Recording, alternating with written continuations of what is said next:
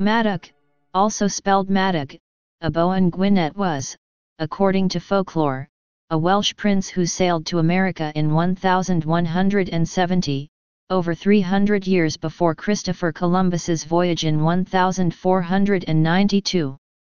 According to the story, he was a son of Owain Gwynedd, and took to the sea to flee internecine violence at home. The Madoc story legend evidently evolved out of a medieval tradition about a Welsh hero's sea voyage, to which only allusions survive. However, it attained its greatest prominence during the Elizabethan era, when English and Welsh writers wrote of the claim that Madoc had come to the Americas as an assertion of prior discovery, and hence legal possession, of North America by the Kingdom of England. The Madoc story remained popular in later centuries, and a later development asserted that Madoc's voyagers had intermarried with local Native Americans, and that their Welsh-speaking descendants still live somewhere in the United States. These Welsh Indians were credited with the construction of a number of landmarks throughout the Midwestern United States, and a number of white travelers were inspired to go look for them. The Madoc story has been the subject of much speculation in the context of possible pre-Columbian transoceanic contact. No conclusive archaeological proof of such a man or his voyages has been found in the New or Old World. However, speculation abounds connecting him with certain sites, such as Devil's Backbone, located on the Ohio River at 14 Mile Creek near Louisville, Kentucky. Story: Madoc's purported father, Owain Gwynedd, was a real king of Gwynedd during the 12th century and is widely considered one of the greatest Welsh rulers of the Middle Ages. His reign was fraught with battles with other Welsh princes and with Henry II of England. At his death in 1170, a bloody dispute broke out between his heir, Hywel the Poet Prince, and Owain's younger sons, Maelgwn, Rhodri, and led by Dafydd, two the children of the Princess Dowager Kristen Ferkrynwy and one the child of Gwladw's Ferkly Wark. Owain had at least 13 children from his two wives and several more children born out of wedlock but legally acknowledged under Welsh tradition. According to the legend, Madoc and his brother, Rhyryd or Rhyryd, were among them, though no contemporary record attests to this. The 1584 History of Cambria by David Powell says that Madoc was disheartened by this family fighting, and that he and Rhyryd set sail from Llandralo, Ross-on-Sea, in the Cantorif of Rose to explore the Western Ocean with a number of ships. They discovered a distant and abundant land in 1170 where about 100 men, women, and children disembarked to form a colony. According to Humphrey Llwyd's 1559 Chronica Wali, Madoc and some others returned to Wales to recruit additional settlers. After gathering several ships of men, women, and children, the prince and his recruiters sailed west a second time to that western country and ported in Mexico, never to return to Wales again. Madoc's landing place has also been suggested to be Mobile, Alabama, Florida, Newfoundland, Newport, Rhode Island, Yarmouth, Nova Scotia, Virginia, points in the Gulf of Mexico and the Caribbean including the mouth of the Mississippi River, the Yucatan, the Isthmus of Tehuantepec, Panama, the Caribbean coast of South America, various islands in the West Indies and the Bahamas along with Bermuda, and the mouth of the Amazon River. Although the folklore tradition acknowledges that no witness ever returned from the second colonial expedition to report this, the story continues that Madoc's colonists traveled up the vast river systems of North America, raising structures and encountering friendly and unfriendly tribes of Native Americans before finally settling down somewhere in the Midwest or the Great Plains. They are reported to be the founders of various civilizations such as the Aztec, the Maya and the Inca. Sources: The Madoc story evidently originated in medieval romance. There are allusions to what may have been a sea voyage tale akin to the voyage of St. Brendan, but no detailed version of it survives. The earliest certain reference to a seafaring Madoc or Madog appears in a Cywydd by the Welsh poet Maredudd ap Rhys, Fluid 1450-83, of Powys, which mentions a Madog who is a son or descendant of Owain Gwynedd and who voyaged to the sea. The poem is addressed to a local squire, thanking him for a fishing net on a patron's behalf. Madog is referred to as splendid Madog, / of Owain Gwynedd's line, / he desired not land, / or worldly wealth but the sea. A Flemish writer called Willem, in around 1250 to 1255, identifies himself in his poem Van den Vos Reënerd as Willem die Madog Meekt, Willem, the author of Madog, known as Willem the Minstrel.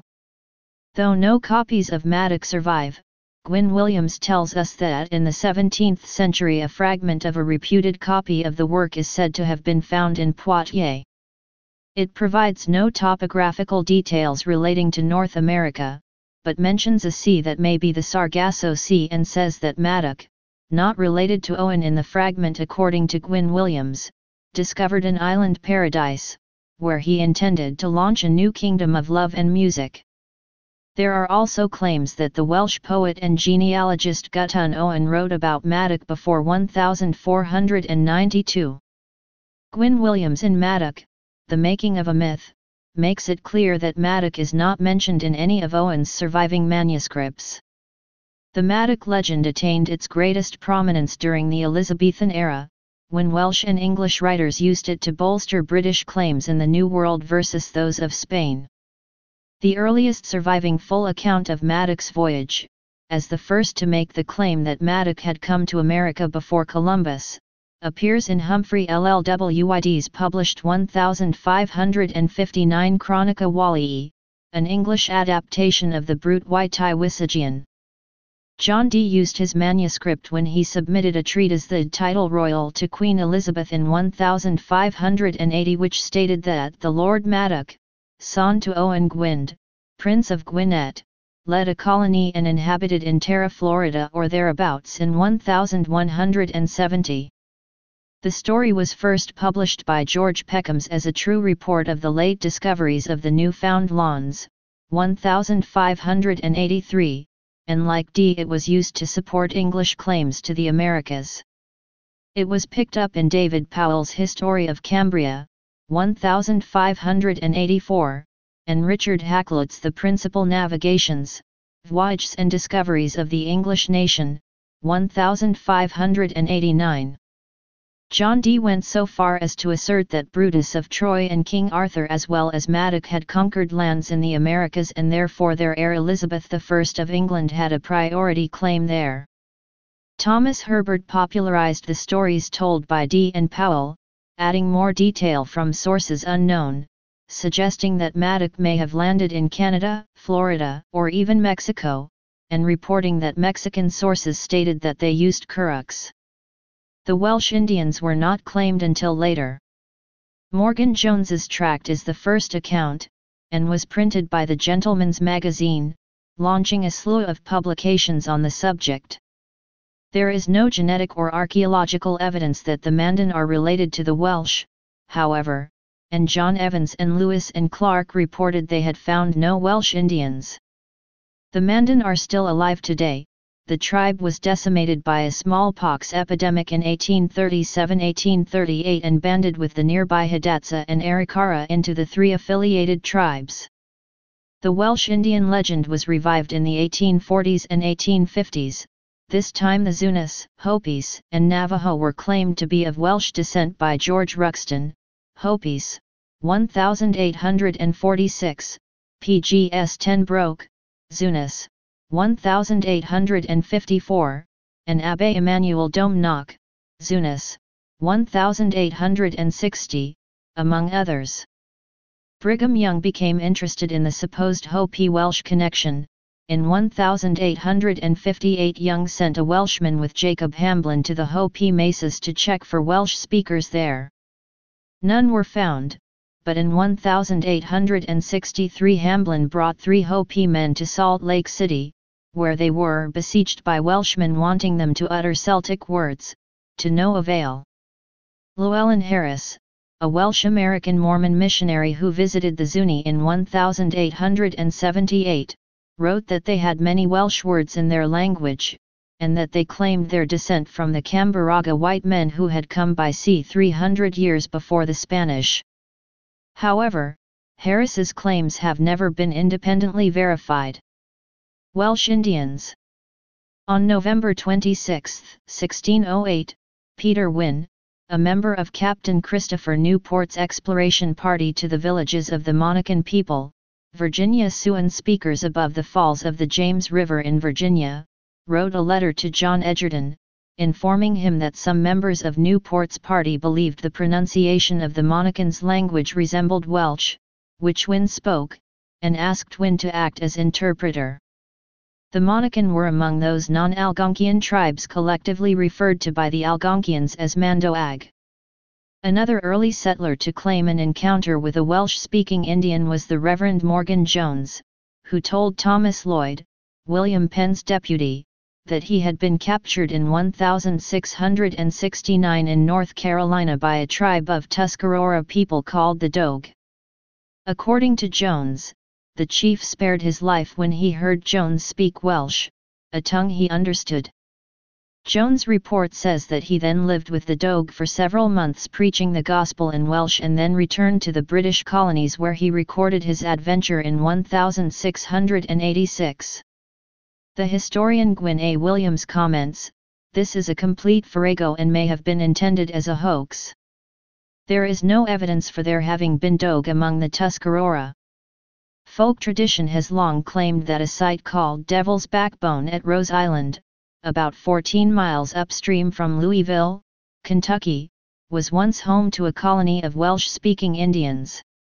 The 18th-century Missouri River explorer John Evans of Whanfor in Wales took up his journey in part to find the Welsh-descended Paducas or Madogwese tribes.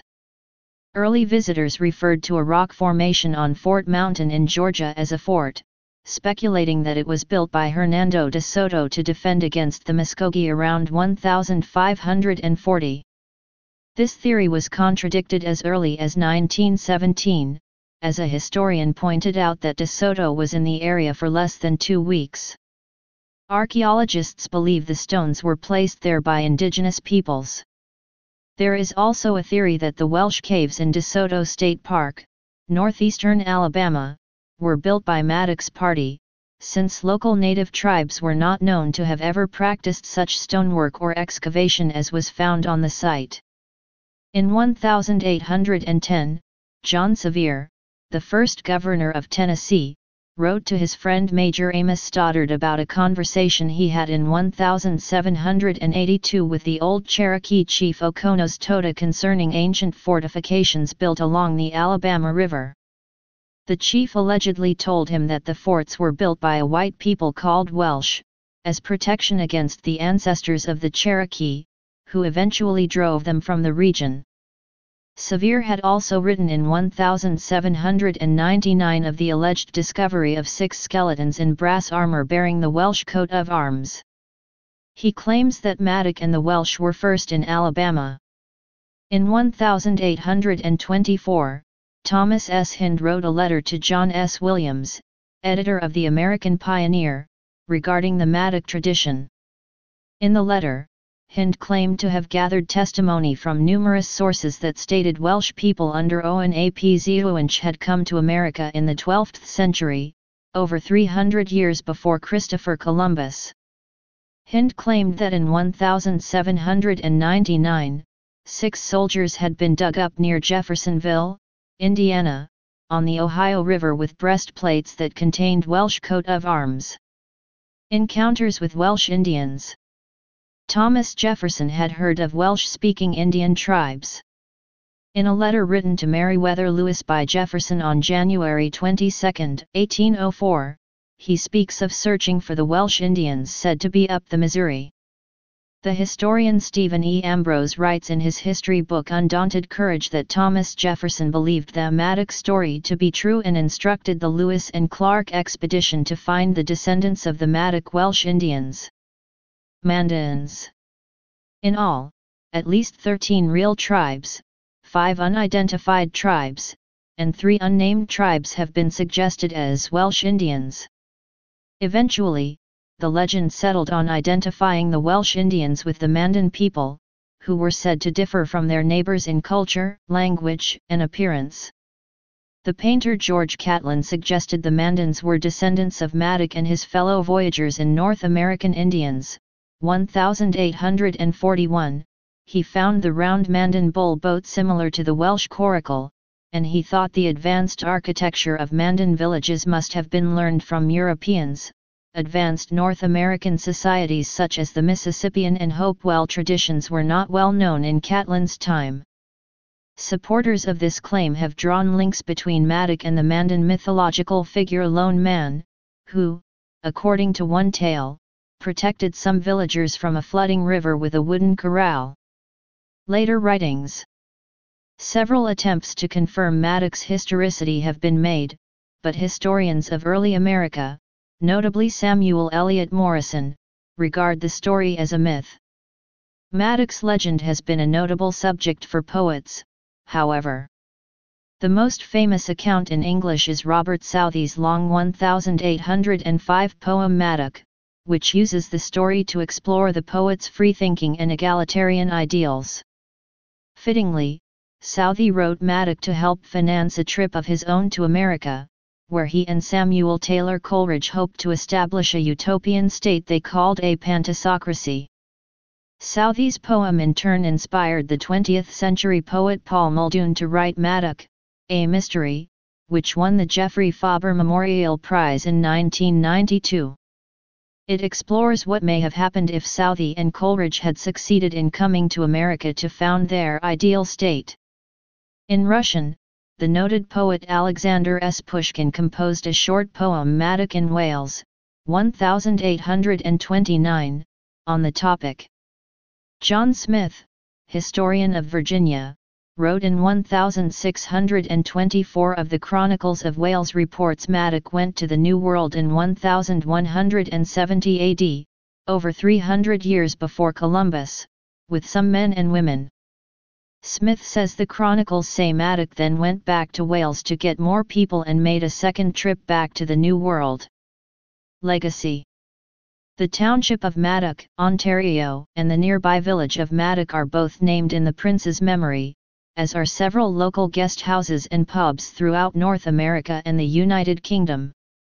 The Welsh town of Porth Madog, meaning Madoc's Port in English, and the village of Tremadog, Madoc's Town, in the county of Gwynedd are actually named after the industrialist and Member of Parliament William Alexander Maddox, their principal developer, and additionally influenced by the legendary son of Owain Gwynedd, Madoc of Owain Gwynedd. The Prince Madog, a research vessel owned by the University of Wales and P&O Maritime, set sail on July 26, 2001, on her maiden voyage. A plaque at Fort Mountain State Park in Georgia recounts a 19th-century interpretation of the ancient stone wall that gives the site its name. The plaque repeats Tennessee Governor John Severe's statement that the Cherokees believed a people called Welsh had built a fort on the mountain long ago to repel Indian attacks. October 2015, the plaque has now been changed with no reference to Madoc or the Welsh. In 1953, the Daughters of the American Revolution erected a plaque at Fort Morgan on the shores of Mobile Bay, Alabama, reading, "In memory of Prince Madoc, a Welsh explorer who landed on the shores of Mobile Bay in 1170 and left behind with the Indians the Welsh language." The plaque was removed by the Alabama Parks Service in 2008 and put in storage. Since then there has been much controversy in getting the plaque reinstalled. Please subscribe and thanks for watching.